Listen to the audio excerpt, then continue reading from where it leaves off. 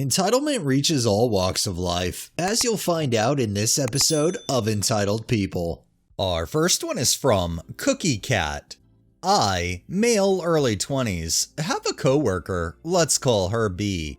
She's an older woman who's been at my workplace longer than most, if not all, my coworkers. Because of this, she basically thinks she runs the place. Not being able to admit something is wrong, even when the evidence is literally staring her in the face. Always telling people what to do, she can't even be bothered to say excuse me. If you're in her way, she'll just say firmly, "Move." She's even this way to our boss. The fact that she's still employed here is utterly amazing. And the worst part about it is that everyone loves her. Anytime I've complained about her, I get anything from people saying stuff like, "I know she's bossy, but she means well." From people straight up telling me not to disrespect her. She has everyone fooled. And she's not even trying to fool them. One day though, I was grabbing my water bottle from my backpack. B comes over and demands I move my backpack. I turn to her and say in the most respectful way, albeit a bit sarcastic, "Hey, crazy concept here, but why don't you treat me with the same respect I treat you with?" This literally went in one ear and out the other. She demands I move my bag again. I decide to be a bit more direct. Ask nicely. And I kid you not, this woman, who's like 3 times my age, starts crying. Like, I wish I was kidding. Someone even came over and hugged her. I was so baffled that I went to take a bathroom break to process what just happened, without moving my bag, of course. The thought of swallowing her pride and asking me to move my bag nicely literally drove her to tears. I also decided to stop by HR and ran the story by them. They said they'd have a talk with her. And when I went back, she had stuffed my bag in one of the lockers. At this point, I'm a little worried for the safety of my job. What did she say to the person that comforted her? Could she potentially turn the whole workplace on me? Maybe even get me fired? All because I'm the only person there that's actually called her out instead of kissing her yellow toenailed feet?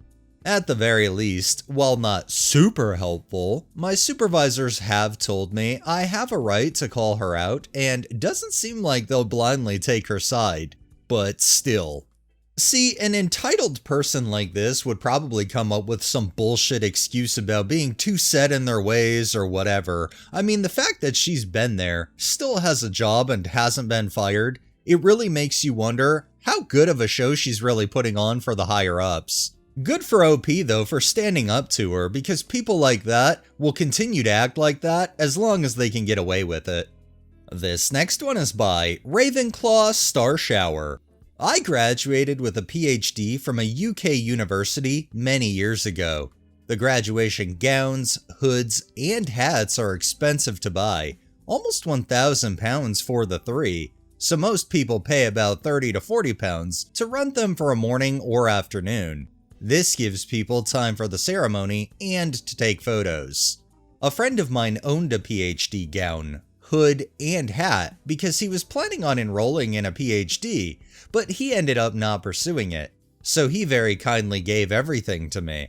I was over the moon. It meant I didn't need to pay the rental charge, and I could potentially use them in the future as a staff member to be part of other graduation ceremonies, which I've done over the years.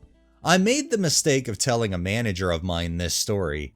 Even though I worked at a different university by this point, my line manager was about to graduate from my old university with a PhD.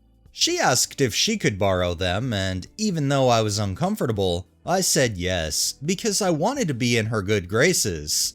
She ended up keeping the gown, hood, and hat for 6 months. I must have asked her about 10 times to return them, and every time was a different excuse. "I'm getting more professional photos taken. I forgot. I have family coming in from out of town and I want them to see me in the robe," etc. The final straw came when she said that she should get to keep them because she worked hard to get her PhD. What? So did I. And I didn't fail mine the first time around and have to resubmit. Then she said since I got them for free, that it wasn't a big deal. In the end, I had to make up a story about a friend who wanted to borrow them for an upcoming ceremony, and if they weren't in my hands by the end of the week, I'd be coming to her house with my husband and friend to pick them up on the weekend. She did then return everything in good condition. If she hadn't been my manager, and a pretty bad and ineffectual one at that, I would have dealt with it differently. But my word, the entitlement of some people.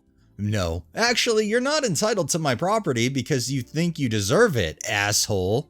Now no one gets to borrow them because I know I'll never have the money to replace them or even justify replacing them if something happens to them. Edit. I've addressed this in the comments a few times, but some people have asked about my friend who owned a PhD graduation gown, hat, and hood before even enrolling on a PhD. I think he either got gifted them for free or they didn't meet quality control and he bought them super cheap. I can't remember. Part of what made the regalia so precious to me was my friend could have sold them on and made a decent profit, but he didn't. He knew a number of people undertaking PhDs at that university and could have given them away to others, but he didn't. He chose me. He refused money when I offered. I was working 2 jobs and had no family nearby, so maybe that's why he chose me. But I was, and still am, grateful for his kindness. It's sad that when somebody takes that kindness that they've received by somebody else and tries to pay it forward, you have assholes like this manager that likes to try to take advantage. I'm almost willing to bet she felt so entitled to keep the entire gown that if the threat about showing up at her place to pick it up wasn't made, she probably would have. And our final one is from Advanced77. For Father's Day, I was hoping to be going to a restaurant with my family, but my sister, 26, decided to invite everyone over to her house for a takeout instead, which was disappointing. But I haven't seen my family in a while, so I was kind of looking forward to it regardless. She also invited our grandmother for some reason. But anyway, we all got there and she came in with the food. And legit, as soon as everyone got there, her kid, too, started acting up. Her daughter has a weird attachment to my mother, as in she prefers her over my sister, and will cry every time my mother leaves her. But she was asking to use the washroom, so my sister went to take her, but my niece started hitting her and crying and saying she wants my mom instead. But she was occupied, so my sister tried taking her again. But no, she started trying to push her away and crying even more. So my mom took her and she stopped crying. Then, when we were eating, she purposely spilled her drink on the floor and started throwing her food on the floor instead of eating it. And when it was on the floor, she literally demanded my mother to pick it up. No exaggeration, she said, "Clean it now!" to my mom.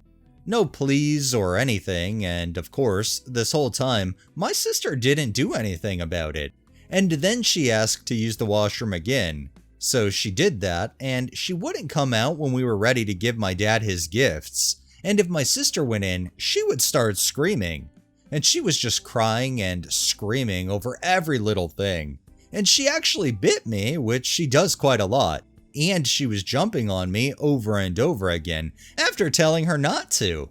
I know you can say this is normal toddler behavior, but she does this stuff on purpose because she knows no one will punish her because all she has to say is, "It was an accident." And my mom will say some shit like, "Oh, that's okay, don't worry about it." And my sister won't do anything at all. She's just never disciplined, and she knows she can get away with anything. And it just ruined my entire day having to listen to a child throwing a tantrum every 10 minutes. It's not pleasant for anyone to listen to, especially my dad, I feel bad for. This sounds like a toddler who's being poorly parented, having no redirection or any discipline for the negative actions that they do, thus reinforcing to the toddler that they can get away with it. If they continue on this path, they're definitely going to become one of the many entitled people we share the planet with. Alright, that's enough entitlement for the day. Well, that wraps up this episode of Entitled People. If you liked the video, please drop a like, share my content on all of your social media, Subscribe if you haven't already, and make sure to hit that bell so you're notified every time I upload, and drop a comment down below. It really helps with the algorithm and helps new people find my channel. Thanks for watching, thanks to my patrons and super thanks contributors. Have a great day and stay safe out there.